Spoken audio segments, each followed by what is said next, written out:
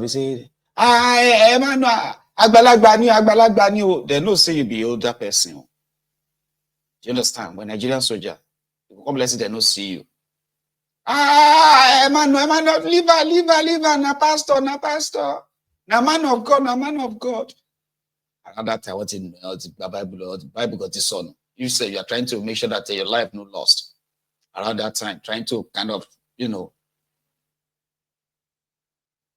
now people go call they remind them, say, na pastor. Okay. Na woman. As if to say the soldier didn't know. It's a real place. Normally, they say when I was growing up here, except if it is not true. Okay. If you are a security official, like for the government, right? So there is a language that you have to use, even when you are not wearing your uniform. Very popular. Esprit de corps. Yeah, you say it. Say that to a soldier. But you must be a soldier. You say that to, I don't know if it works anyway, but I kind of, like when I was growing up, it was a thing. So you say Esprit de corps. That is a copper spirit. I think.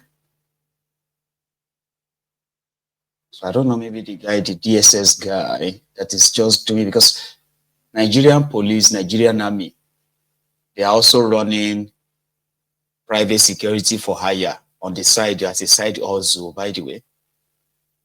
So rather than have these guys protected the citizens, so they are there to go and do the side also, the gig, to protect the elite. That's why you have a soldiers at a traditional rulers council's meeting. Kilo soldier traditional rulers council. So they are there running the, what do you call it, running the side gig, security gig. Why is it so difficult for the DSS guy to shout, Esprit de corps, like even if you are doing undercover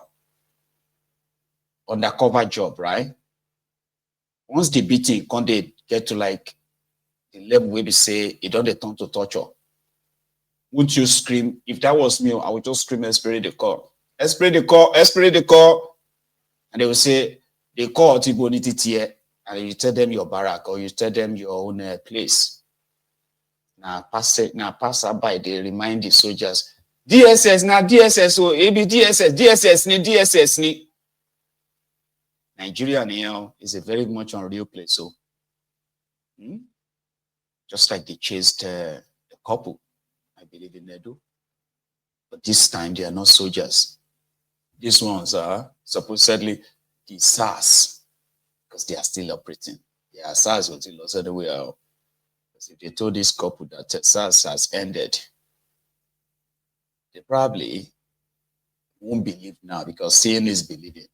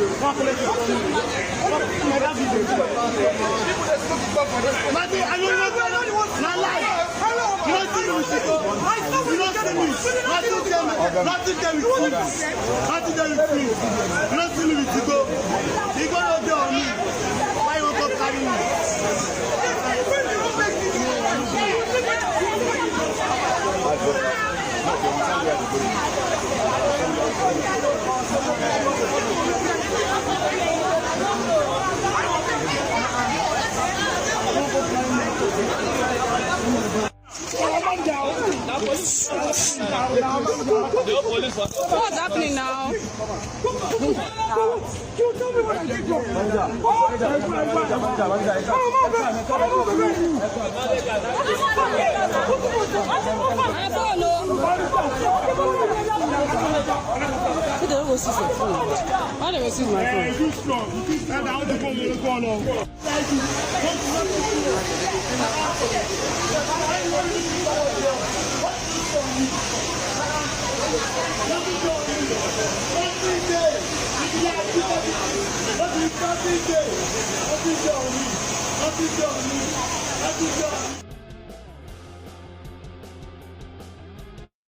Again, you are likely never going to understand if you have never been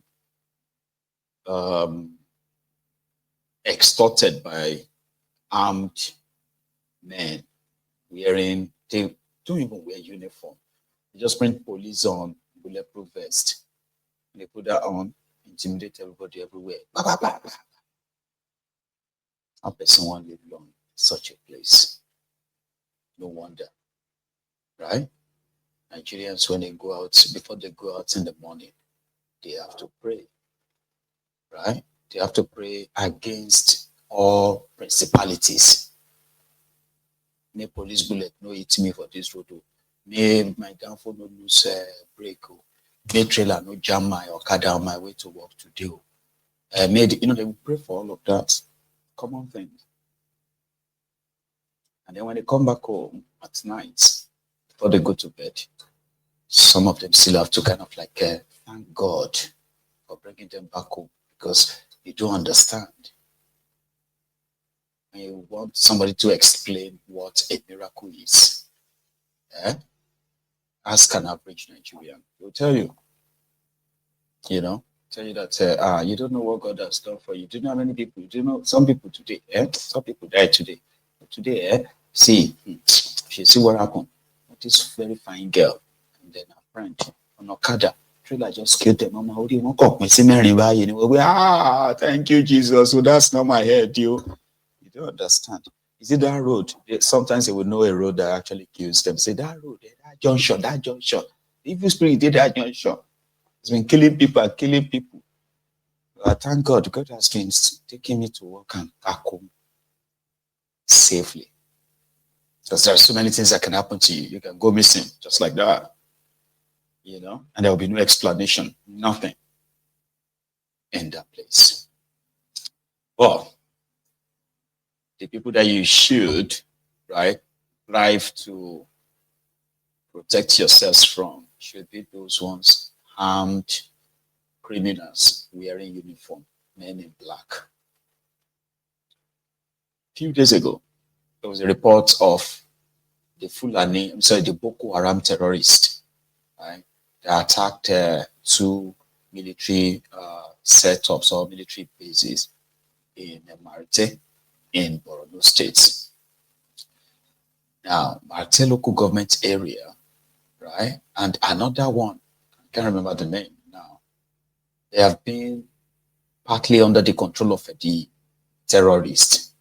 The people in these areas, most of them that have not had a direct a contact with these terrorists so far, they're just sitting duck, waiting for when the message will come from the terrorists to tell them what they should do, because Nigeria is probably not, But surprisingly, right? Yesterday, Zulum, their governor in Borno State, put up a bit of a show. Something that I know it is kind of like a media walk, but kind of makes sense, Unfortunately, again, okay, I'll tell you first before I say my unfortunately, okay? Yesterday, Zulum led a convoy of security men armed to the teeth and some member of his own cabinet to go to that local government area, especially areas that the terrorists are yet to control. I'm talking about communities, villages, and all of that in the local government area. So he now had to put a media show of it to show the force in what he called a morale booster, not just for the soldiers, but also for the villagers who somehow possibly have lost hope that anyone was coming for them. So it's quite a show. I'll put it up now.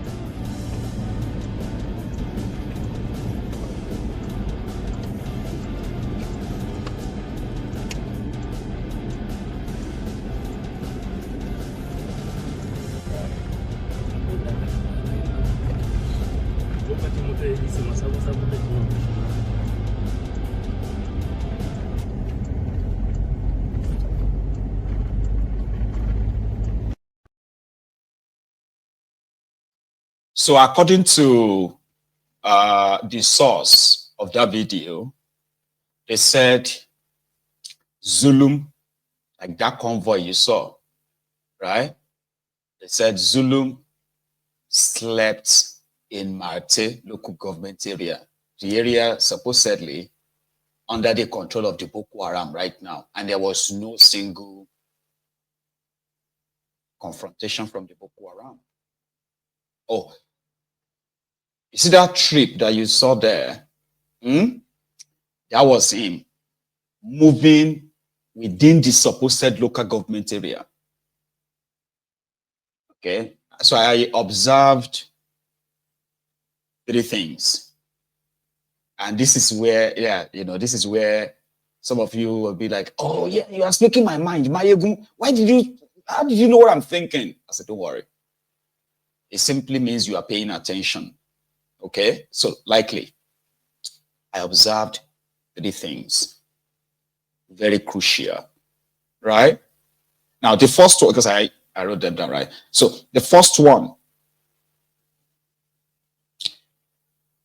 is the state of the supposed road within the local government area. Did you see the state of that road?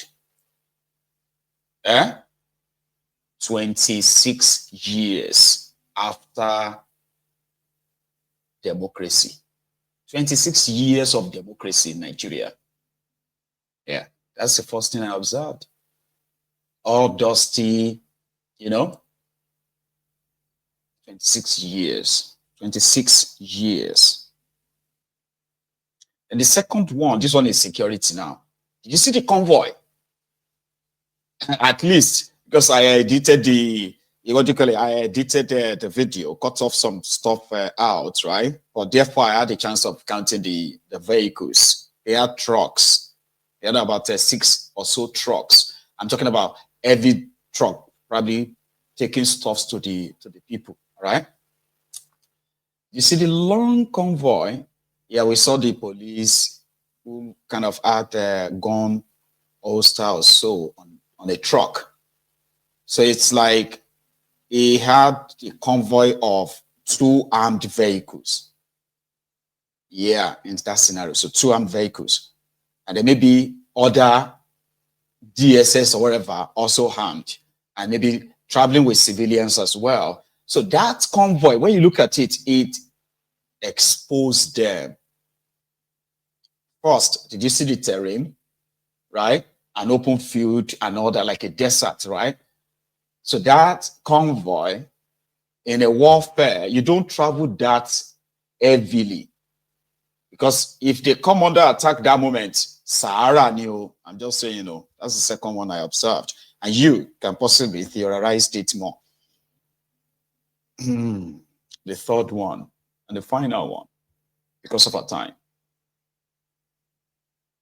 If you travel within my local government area, Odogbolu local government area, right? There is no way you would not come across little settlements as you are moving from one town to the other. As you can see people, you can see everybody everywhere. You see that Marte local government area? Did you see the entire place? Did you see anybody, any settlement anywhere? Because that's exactly how most of northern part of Nigeria, that's exactly what they are. You don't need the people. They will tell you they have the land, this and that. Okay, Marte local government is bigger than Anambra. Guess what? The entire people living in Marte local government area, right? They may not even be up to 1 local government in Anambra State. But still, the system made us believe that there are people. And they say, well, you can travel for hours and you will not even see any real settlement if you are traveling within the northern Nigeria. And when you go to their cities, which is the place where they are mostly highly densely populated, or go to the rural areas, communities, you'll be asking yourself, where are the millions of people that, my third observation here. So you possibly are yours, So going forward, right? Going forward. Yeah. Okay, which one should I show you next? We're talking about northern Nigeria, Abi. Right. As much as many of them are currently pretending that Tifnumbu is doing so well, endorsing Tifnumbu, this and that, Northwest. Here is what it is like in Niger. Everything is coming back, but many, many more are turning to beggars. Their governor's house. Man, I see, my people. Everywhere good. Everywhere stew. So now this is what I want to say. Nothing they pay me with this stuff. So the governor of Niger State came for weekend. Just weekend though. Weekend now come for see people gather. Do you know what they are gathering for? What they are gathering for is to collect money. They won't collect money. Instead of him to provide work for them, now money now he won't give them. My country, which that country be this one? Make una see. Make una see, my people. Make una see. Make una see. People youths where they gather to collect money. We be saying supposed give them work. Man, I see. Share the people tell you say they won't work. Because sometimes all of us will say, instead of him to give them work, instead of him to give them job, do you think those people actually want to work too? You have no idea how profitable begging is, even though it is dehumanizing, as you can say, right?